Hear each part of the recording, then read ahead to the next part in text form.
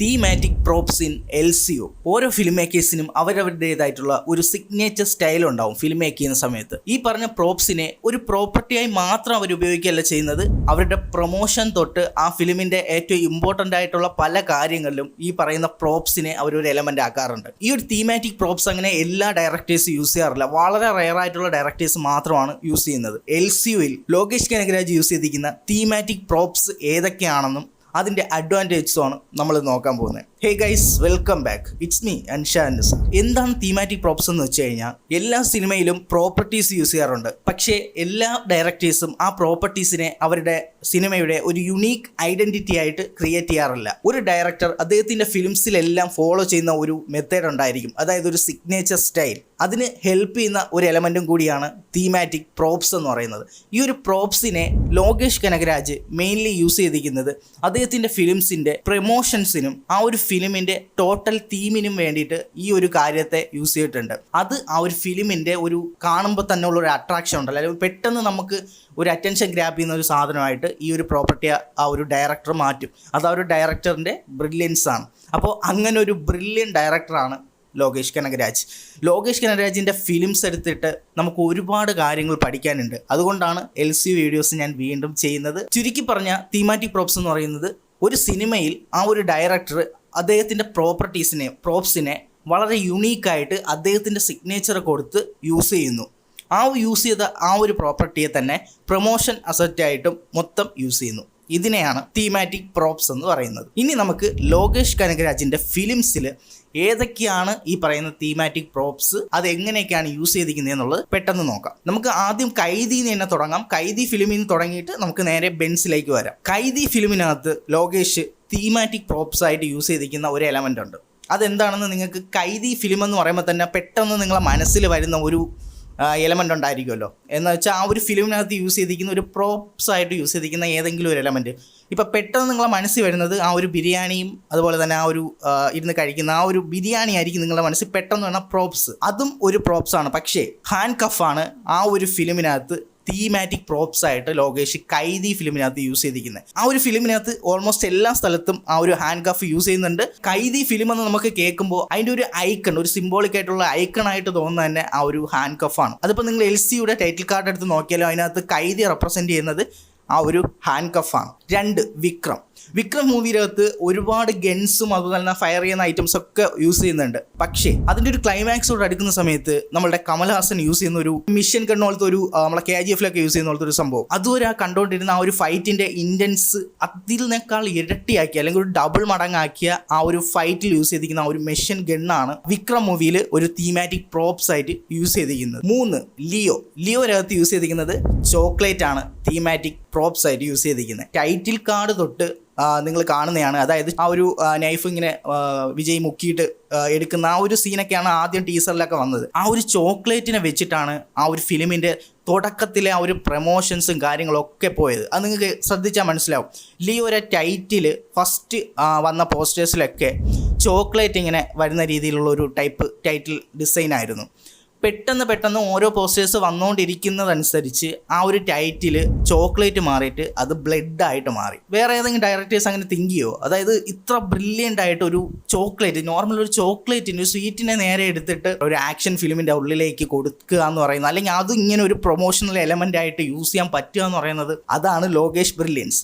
അതുമാത്രമല്ല, bloody sweet എന്ന് പറയുന്ന ആ ഒരു ടാഗ് ലൈൻ പോലും ഈ പറയുന്ന ആ ഒരു ചോക്ലേറ്റുമായി കണക്ട് ചെയ്തിട്ടിട്ടുണ്ട്. പ്രൊമോഷൻ, ടീസർ, അതുപോലെ തന്നെ പോസ്റ്റേഴ്സ്, അതുപോലെ തന്നെ ടാഗ് ലൈൻ, ഇങ്ങനത്തെ എല്ലാ കാര്യങ്ങളിലും ആ ഒരു ചോക്ലേറ്റ് എന്നുള്ളൊരു ചെറിയ എലമെൻറ്റിനെ ലോകേഷ് വളരെ ബ്രില്യൻ്റ് ആയിട്ട് ഒരു യുണീക്ക് ഐഡൻറ്റിറ്റി, ലിയോയുടെ ഒരു യുണീക്ക് ഐഡൻറ്റിറ്റി ആയിട്ട് യൂസ് ചെയ്തിട്ടുണ്ട്. 4, ബെൻസിനകത്ത് ആ ഒരു ഹെൽമറ്റ്, നമ്മൾ എത്രയോ ഫിലിംസിലെ ഹെൽമറ്റുകൾ കണ്ടിട്ടുണ്ട്. ആ ഒരു ഹെൽമറ്റുകൾ കണ്ട് നമ്മൾ അപ്പം തന്നെ മറക്കുന്നു. പക്ഷേ ബെൻസ് മൂവിയിലെ ആ ഒരു ഹെൽമറ്റിനെ നിങ്ങൾ പെട്ടെന്ന് മറക്കില്ല. ആ ഒരു ടീസറോ അതിൻ്റെ ആ ഒരു ടൈറ്റിൽ റിവീലോ കാര്യങ്ങളൊക്കെ കണ്ടു കഴിയുമ്പോൾ തന്നെ ആ ഒരു ഹെൽമറ്റിന് ആ ഒരു ഫിലിമിനകത്ത് എന്തോ ഇമ്പോർട്ടൻസ് ഉണ്ട് എന്നുള്ളൊരു തോന്നൽ നമ്മളെ മനസ്സിൽ കൊണ്ടുവരും. അതുപോലെ തന്നെ ആ ഒരു ടൈറ്റിൽ, ആ ഒരു ഹെൽമറ്റിൻ്റെ ഉള്ളിലിരിക്കുന്ന ആ ഒരു ടൈറ്റിൽ, അതുപോലെ തന്നെ ആ സിനിമയിൽ യൂസ് ചെയ്യാൻ പോകുന്നതും ഈ ഒരു സെയിം മെത്തേഡിലുള്ള ഒരു ഹെൽമറ്റ് ആവാനും ചാൻസ് ഉണ്ട്. അപ്പോൾ ഈ ഒരു ഹെൽമറ്റ് യൂസ് ചെയ്യുന്നത് വഴി ആ ഒരു ക്യാരക്ടറിനെ പെട്ടെന്ന് ഐഡൻറ്റിഫൈ ചെയ്യാൻ നമുക്ക് പറ്റില്ലേ. ആ ഒരു ഹെൽമറ്റിനെ തന്നെയാണ് ടൈറ്റിലിംഗ് ആയിട്ടും പ്രൊമോഷൻസ് ആയിട്ടും പോസ്റ്റേഴ്സ് ആയിട്ടും ഒക്കെ ലോകേഷ് പുറത്തു വിട്ടിരിക്കുന്നത്. അത് ആ ഒരു ബെൻസ് ഫിലിമിൻ്റെ ഒരു യുണീക്ക് ഐഡൻറ്റിറ്റിയാണ്. 5 എന്ന് പറയുന്നത് ഒരു LC ഫിലിം അല്ല എന്നാണ് പറഞ്ഞിരിക്കുന്നത്. പക്ഷേ കൂലിയുടെ അകത്ത് നിങ്ങൾ നോക്കുകയാണെങ്കിൽ അതിൻ്റെ പോസ്റ്റേഴ്സ് ഇറങ്ങിയ സമയം തൊട്ടേ ഫുൾ ഗോൾഡ് മയമായിരുന്നു അതിനകത്ത് യൂസ് ചെയ്തിരിക്കുന്നത്. അതിൻ്റെ പോസ്റ്റേഴ്സ് ആയാലും അതിൻ്റെ പ്രൊമോഷൻ മെറ്റീരിയൽസ് ആയാലും എല്ലാ കാര്യങ്ങളിലും ഒരു ഗോൾഡ് ബ്ലാക്ക് ആൻഡ് വൈറ്റ്, അതായത് ബ്ലാക്ക് ആൻഡ് വൈറ്റിലേക്ക് ഗോൾഡ് മാത്രം പ്രൊജക്റ്റ് ചെയ്യുന്ന രീതിയിലാണ് എല്ലാ പോസ്റ്റേഴ്സും മറ്റു കാര്യങ്ങളും ഇതുവരെയും പ്രൊമോട്ട് ചെയ്തിരിക്കുന്നത്.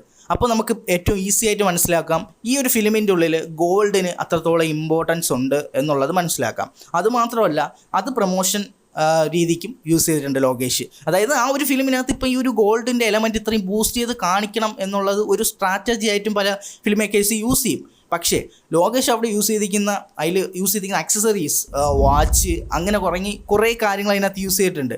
ആ ഓരോ കാര്യങ്ങളും യൂസ് ചെയ്തിരിക്കുന്നതിന് ഓരോ ഇൻറ്റൻഷൻ ഉണ്ട്. അങ്ങനെ ഡീകോഡ് ചെയ്ത് നമ്മൾ പോവുകയാണെന്നുണ്ടെങ്കിൽ ലോകേഷിൻ്റെ സ്ഥിരം സക്സസ് സ്ട്രാറ്റജിയിലേക്ക് നമ്മൾ ചെന്നെത്തും. കൂലി എന്ന ഫിലിമിനകത്ത് ലോകേഷ് യൂസ് ചെയ്തിരിക്കുന്നത് ഗോൾഡാണ് ഒരു തീമാറ്റിക് പ്രോപ്സ് ആയിട്ട് യൂസ് ചെയ്തിരിക്കുന്നത്. എല്ലാ ഫിലിംസിലും ലോകേഷ് തീമാറ്റിക് പ്രോപ്സ് യൂസ് ചെയ്തിട്ടുണ്ട്. അത് എവിടെയെങ്കിലും ഈ പറഞ്ഞ ഫിലിംസിലെല്ലാം ഒരു തീമാറ്റിക് പ്രോപ്സ് മാത്രമല്ല, ഞാൻ നേരത്തെ പറഞ്ഞ പോലെ കൈദിയിനകത്ത് ലോറിയുണ്ട്, അതുപോലെ തന്നെ ബിരിയാണിയുണ്ട്. ഈ പറയുന്ന എല്ലാ ഫിലിംസിലും ഇതുപോലെ മൾട്ടിപ്പിൾ ഐറ്റംസ് ഉണ്ട്. ഈ തീമാറ്റിക് പ്രോപ്സ് ഒരു ഫിലിമിൽ യൂസ് ചെയ്യുന്നത് കൊണ്ടുള്ള അഡ്വാൻറ്റേജസ് നമുക്ക് പെട്ടെന്ന് നോക്കാം. ഒന്നെന്ന് പറയുന്നത് ഒരു ഫിലിം മേക്കറുടെ ഒരു ഐഡന്റിറ്റി, ഒരു സിഗ്നേച്ചർ അവിടെ ക്രിയേറ്റ് ആവും. കൈദി ഫിലിം ഇറങ്ങിയ സമയത്ത്, കൈദി മാത്രമേ അന്ന് ഇറങ്ങിയിട്ടുള്ളൂ, വേറെ LCO കാര്യങ്ങളോ ഒന്നും വന്നിട്ടില്ല. അപ്പോൾ കൈദി ഇറങ്ങിയ സമയത്ത് ആ ഒരു ബിരിയാണി എന്നുള്ള ഒരു എലമെന്റ് കുറച്ച് സോഷ്യൽ മീഡിയയിലൊക്കെ ഓടി നടന്നൊരു കാര്യമാണ്. രണ്ടാമത്തെ അഡ്വാൻറ്റേജ് എന്ന് പറയുന്നത് ഒരു ക്യൂരിയോസിറ്റി ബിൽഡ് ചെയ്യാൻ പറ്റും. ഈ ബെൻസിന്റെ ടീസർ ഇറങ്ങിയ സമയത്ത് ആ ഒരു ബെൻസിന്റെ ഹെൽമെറ്റ് ഏത് രീതിയിലായിരിക്കും പ്രസന്റ് ചെയ്യുന്നത്, അത് ആ ഒരു ആക്ടർ ആ ഒരു ഹെൽമെറ്റ് ഒക്കെ വെച്ചിട്ട് ആ ഒരു ലുക്ക് എങ്ങനെ ഉണ്ടായിരിക്കും, ആ ഒരു ബൈക്കിൽ പോകുന്ന ഒരു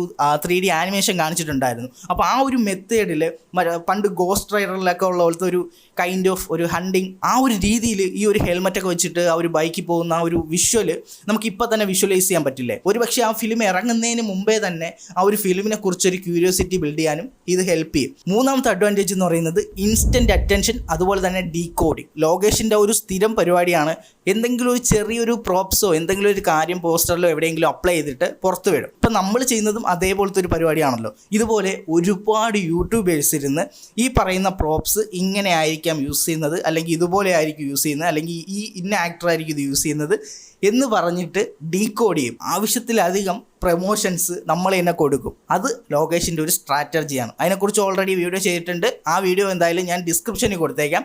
ഒപ്പം നമ്മൾ റീസെൻ്റ്ലി ചെയ്തിട്ടുള്ളൊരു വീഡിയോ ഉണ്ട്, അതായത് സിനിഫോണ ഇൻ LCO. നമ്മളിപ്പോൾ പറഞ്ഞ തീമാറ്റിക് പ്രോപ്സ് പോലെ അനിമൽസ് റെഫറൻസ്, അതായത് എല്ലാ ഫിലിംസിലും ലോകേഷിൻ്റെ ഈ പറഞ്ഞ എല്ലാ ഫിലിംസിലും അനിമൽ റെഫറൻസുകളുണ്ട്.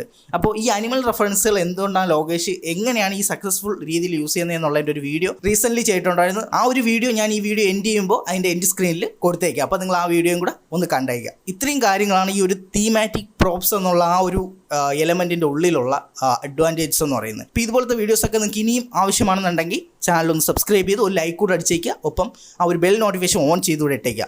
നെക്സ്റ്റ് LCയുടെ ഏത് സ്പെസിഫിക് വീഡിയോ വേണോ എന്നുള്ളതും കൂടി കമൻറ്റ് ചെയ്തേക്കുക. അപ്പോൾ ഈ വീഡിയോയും കൂടെ ഒന്ന് കയറി കണ്ടേക്കുക. അപ്പോൾ എന്തായാലും ഇതിനേക്കാൾ ഇടിവെട്ടായിട്ടുള്ളൊരു വീഡിയോ കാണാം. It's me Ansha Nisar.